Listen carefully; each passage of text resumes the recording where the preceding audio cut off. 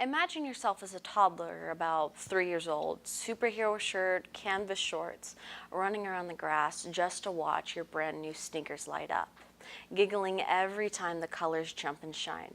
Your neighbor watches and laughs with you and then asks you if you want to play some new games. Now, it's a couple years later and you're 7.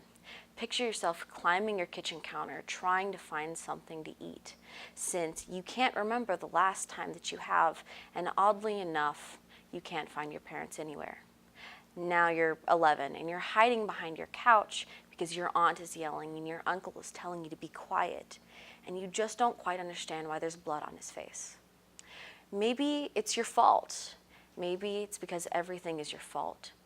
Now you're 15 and your boyfriend is angry at his parents, at school, and at you because you're so fat in that shirt. You don't know why he hates that shirt. God, you're stupid. Does any of this strike odd to you? That's because all this is abuse. From day one, we experience and depend on the relationships we build. We use these to form who we are and how we interact with others. After all, if you've been loved and cared for, aren't you going to know how to give back to others just as well? But what if you weren't brought up in that home? What if instead of healthy, good memories of our parents and friends, we grew up only remembering the abuse?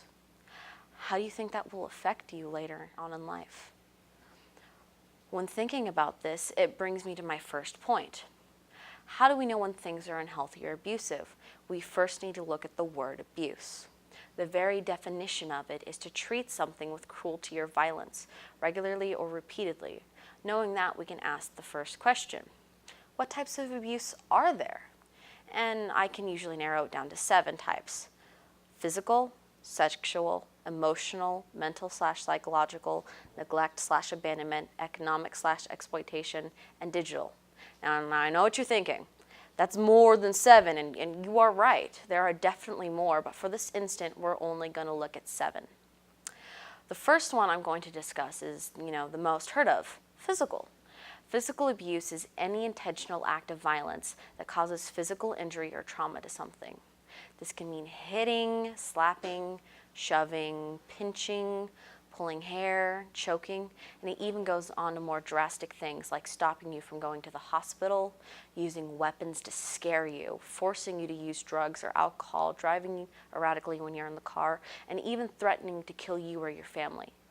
Most people think only men can be physically abusive, but that is just not true. Women can be physically abusive as well. And even if this is one of the easiest ones to spot, there are people who may even be in this room that are in abusive relationships. When we spot this, it is very important to let somebody know about the abuse, whether it be your teacher, a parent, a friend, a significant other, or the authorities, because people in this type of abuse have a high risk of being killed. The victim may be hesitant to leave for certain situations, but the best thing to do is support them in their time of need in order to get them out and back into a healthy lifestyle. Now we move on to sexual. Sexual abuse is unwanted sexual activity using force, threats, taking advantage of the victim's inability to give consent. This can come in the form of drugging, getting one drunk, threats, physical force, and manipulation. Some blame the victim for this type of abuse, but it has never been and never will be the victim's fault. If you are not able, meaning not old enough, not in the right mind to give consent, and have not given consent, you have been sexually assaulted. If something like this happens to you, you can consult the authority if you want to put it on record or press charges. If you do not feel this is the route for you, you want to go then and consult a parent or a teacher, significant other, or a therapist. When trying to support somebody who's been sexually assaulted, you need to make sure that you understand their physical boundaries, because being touched can put them into a panic attack. Victims can also feel dirty, mistrustful, and alone. During these times, they will need you the most. Your support can help them more than anything, letting them know that no matter what, they are not alone, that you are not alone can save a life. Next is psychological abuse. This form of abuse can be just as bad as physical abuse. It affects your inner thoughts and feelings, making you feel uncertain about yourself and if the abuse is even happening. This can come in the form of threats, constant criticism, gaslighting, disregard of your opinion, rejection, isolation, blaming, excuses, pity or guilt tripping, being overly possessive, and snapping. When people are in a psychologically abusive relationship, it can be hard for them to distinguish that they are not in the wrong. They often feel like they are the problem or that there is no other choice, and they can have sudden self-doubt. When dealing with this type of abuse, it is vital to help the victim take a step back to see things clearly and just try and stop reasoning or compromising with the assaultant. Things will be foggy, but a parent or teacher or a significant other or therapist can help in a speedy recovery. Neglect and abandonment are the next one. They are definitely not the same thing, but they do correlate. Neglect is an ongoing failure to meet someone's basic needs and is the most common form of child abuse, while abandonment is when a person in charge leaves without any regard for the person's physical health, safety, or welfare, and with the intent to fully abandon the person. When these both occur together, neglect is usually first, and it's usually followed up with abandonment.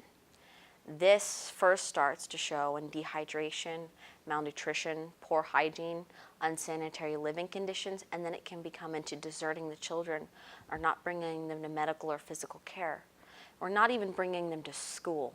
This can stunt a child's growth, affect their social skills, and even affect their mental stability.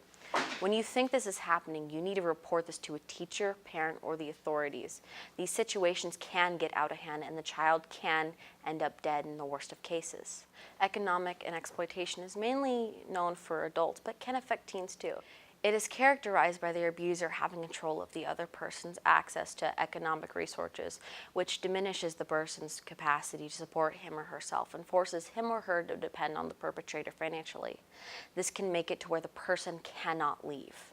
This happens to transgender teens, who are frequently kicked out of their homes with no means of accessing their account and are forced to live cisgender because of the threats of home. When this happens, is it important that you seek help with the authorities or a shelter until he or she can gain access to his or her account? Digital abuse can be a symptom of other types of abuse, like emotional. It is characterized by the use of technology such as texting and social networking to bully, harass, stalk, or intimidate a partner. Often this behavior is a form of verbal or emotional abuse perpetrated online. Your abuser will try to control who you see, who you talk to, what you post, who you're friends with. They'll check through your texts or through your phone, and they will be mistrustful when it comes to others. They often accuse you of doing something you haven't done. When this happens, you can contact a teacher, parent, friend, significant other, and they can help you set rules and boundaries so that you can take charge of your own independent online habits. Our schools, they understand this abuse, and through elementary and middle school, they have become somewhat of an advocate to help prevent this from happening. In high school, though, it is different. They change from proactive to reactive. They react in various ways, though. It all kind of starts with bringing it up with your counselor or principal. When you talk to them, they will refer you to who you need to speak with, such as the student advocate if it classifies as abuse. From there, they will have several options like Bethesda, which provides therapy for sexual abuse victims. I believe this is important to have. One thing that does bother me is that when I look back at my own abuse education in schools, I have found that I've only had 3 options about this type of education. Yet I see people being unhealthy and on the verge of abuse all the time. I don't feel as if we have enough proactive work for the younger or older kids. I want to see a world where every school is proactive in some sort of way, whether that be telling the kids about abuse, telling them where to find help in the school, or just linking abuse education on the school website. In this day and age, I see too much of it. I believe it is time to make a stand. One day, I hope to see a world where schools and students unite against abuse, where they unite against unhealthy behaviors before it turns into abuse. I want to see a world where every kid gets the home they deserve.